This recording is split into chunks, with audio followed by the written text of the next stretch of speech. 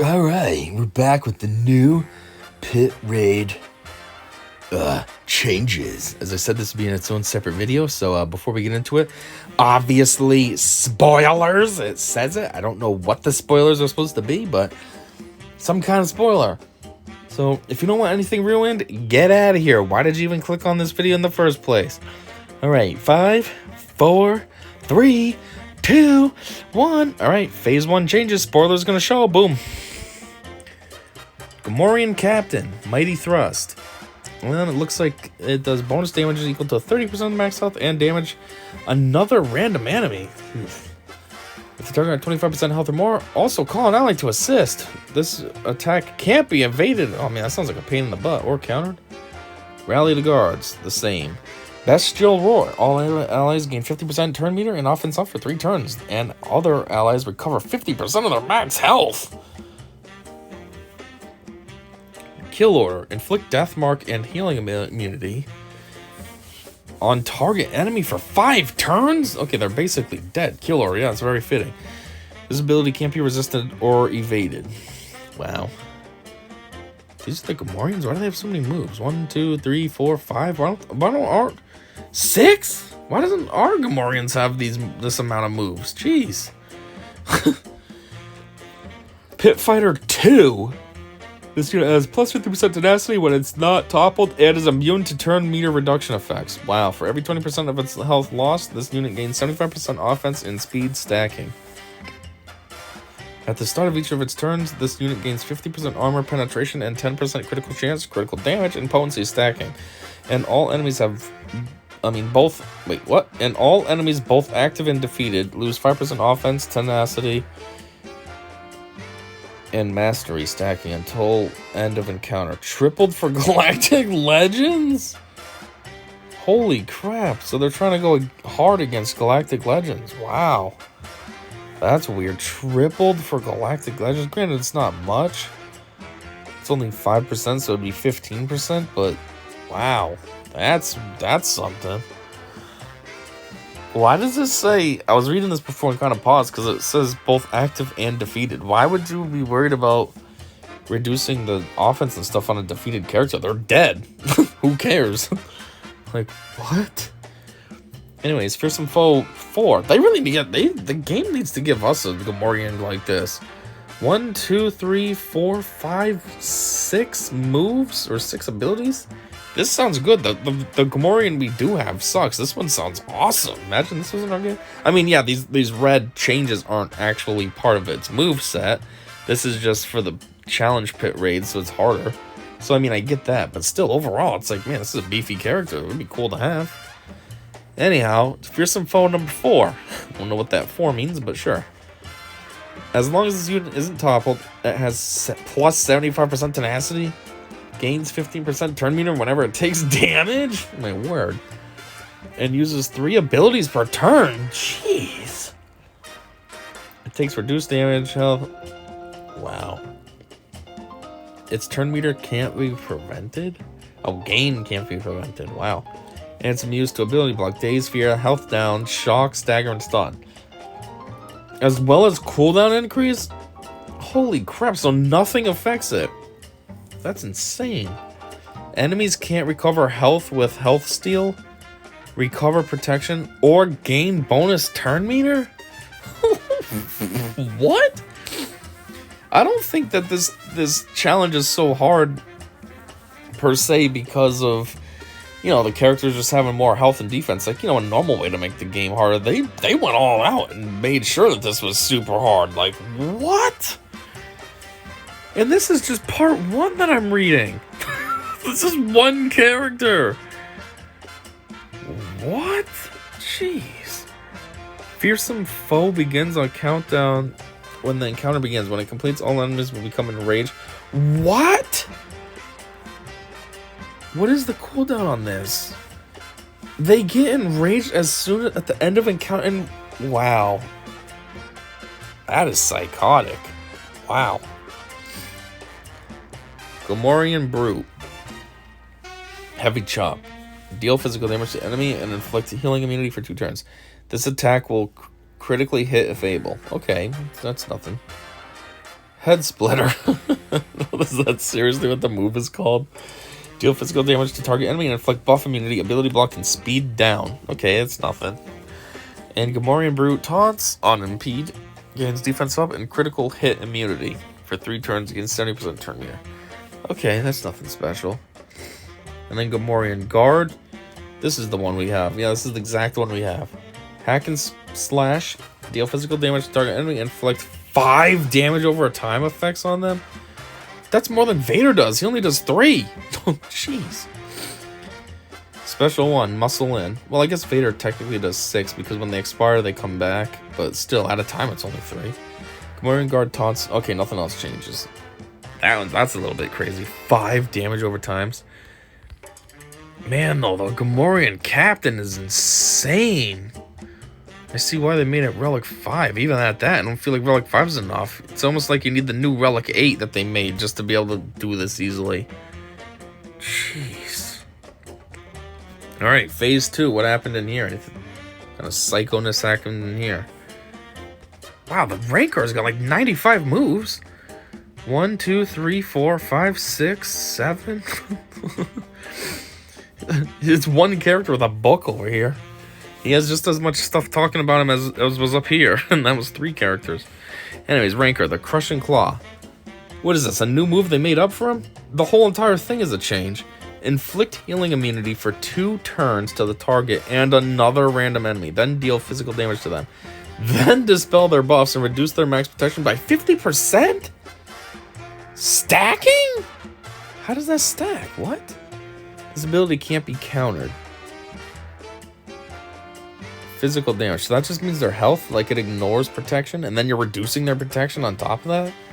Oh my word. Special run. 1. Rancor Slam. Deal physical damage to all enemies and inflict health down for 2 turns. Okay. Then Devours. Cooldown is reduced by 1 for each enemy that is below 60% health. Ugh. Is that how that always works? Yeah, that's how it always works. Well, the percentage changed. It's probably went up now. Before it was probably like 50. Now they made it 60. Special 2. Bellow. The Rancor roars, dispelling all positive status effects from all enemies and removing 75% turn meter from each enemy that does not have this positive status effect.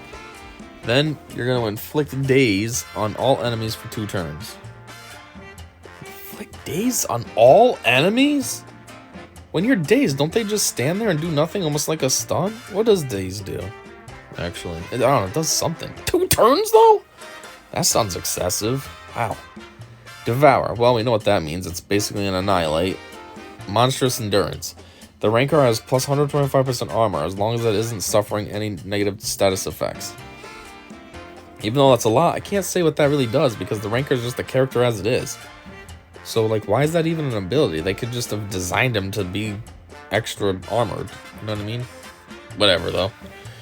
Something changed because now it's plus 125% and armor's red. So what did it say before? Wow, Pit Fighter 2's got a lot going on. This unit has plus 50% tenacity while it isn't toppled and is immune to turn meter reduction effects. For every 20% of its health lost, this unit gains 75% offense and speed stacking? For every 20%? So that means once it's down to like the last 20%, so 80% of its health is lost, this thing is super bionic and super fast. Oh my word. At the start of each of its turns, this unit gains 50 armor penetration and 10% critical chance, critical damage, and potency stacking, and all enemies both active and defeated, which makes no sense. Lose 5% offense, blah blah, and all that. Tripled for Galactic Legends again. Wow. The discrepancy there is massive. Think about all the bonuses he is getting, the Rancor is getting, and then the reductions that your characters are getting. That is insane. That's a huge discrepancy between the two. And then for every 20% of its health lost, wow. And it's stacking.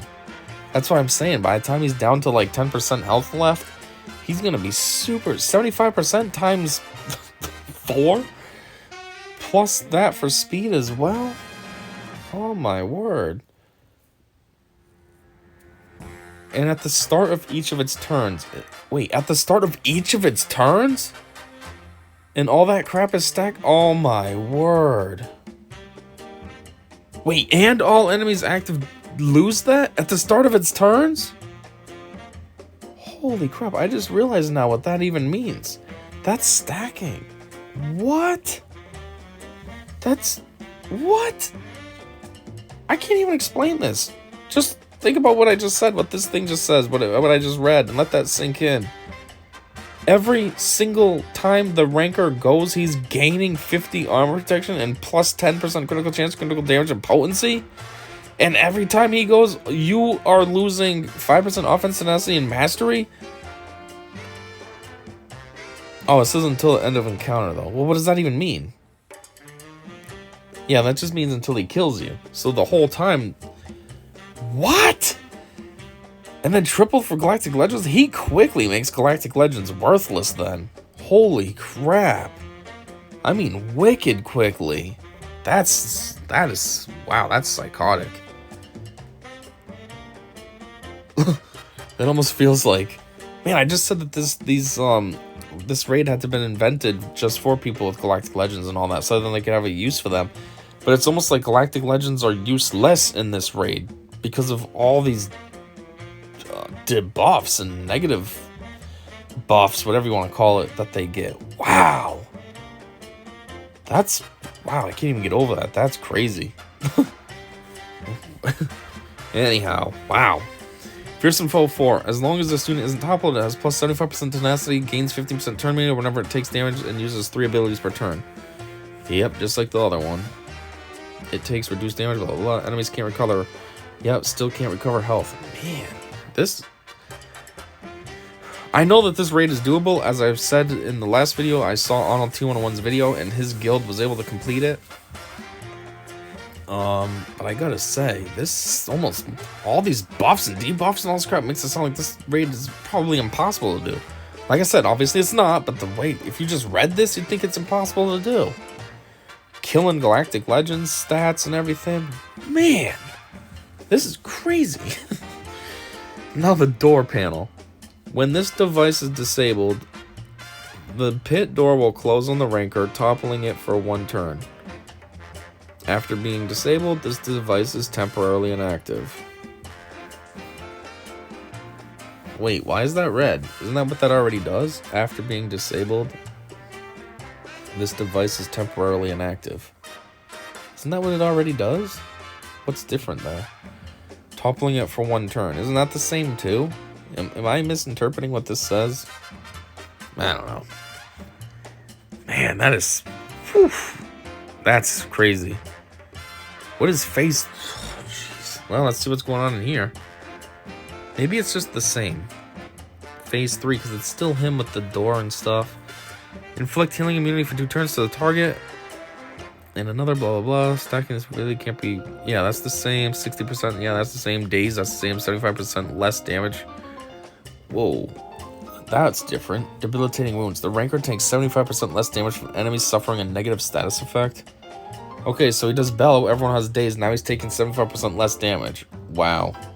This seriously feels like they're just cheating. This is easy mode for the Rancor. That's why it's impossible mode for you. My word. Yeah, and then this one, Pitfire 2, is exactly the same.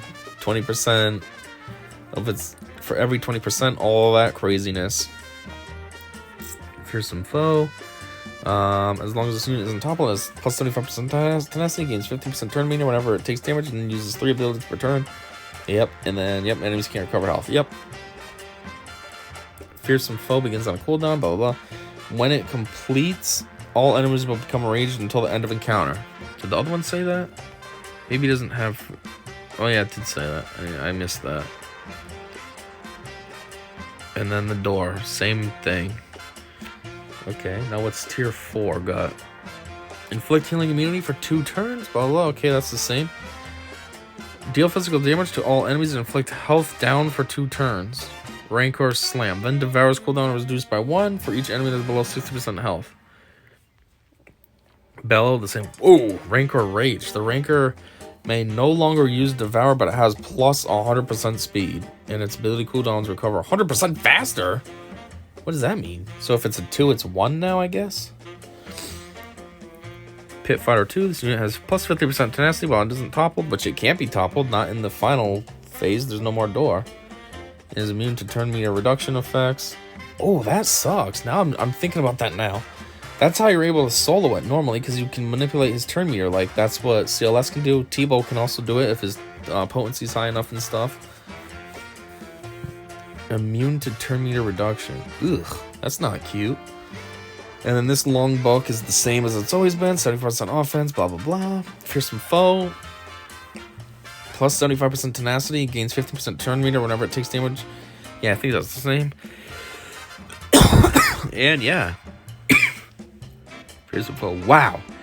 These buffs, or debuffs, buffs for the enemies and debuffs for you are insane. Holy crap. Wow. I mean, they're literally, I guess, mind-blowing, you can say. How, like... Wow. I don't even know what to say. We just went over this, so you obviously know how psychotic these are.